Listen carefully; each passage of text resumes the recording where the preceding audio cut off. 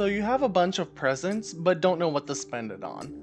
For early game, the most optimal way, at least during the first week, would be getting as much of the main story as you can done, at least until chapter 6.6 where you have all the weekly activities.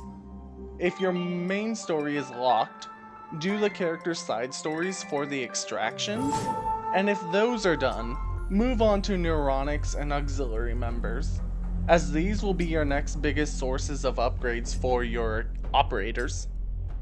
What are these? Why should I prioritize these over the other activities?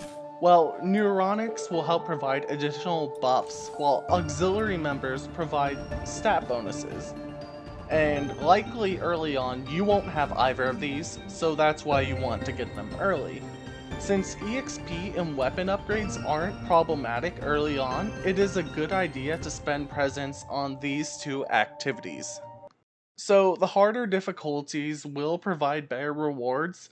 I recommend doing the easier difficulties only once, so you can unlock the new difficulty modes. So once you get easy, normal, hard done, you might be locked behind and won't be able to do these activities for a bit. So then your next best choice would be doing the main story on hard mode.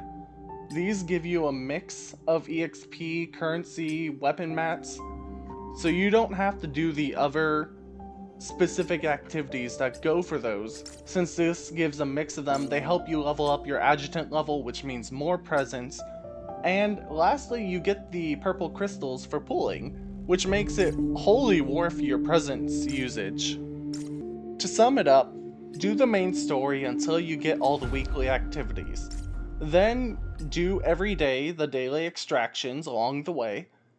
Then, if you don't have neuronics or auxiliary members, get those, upgrade those difficulties, and then do main story hard mode until you can get those difficulties higher. Rinse and repeat, and then you can just farm those out.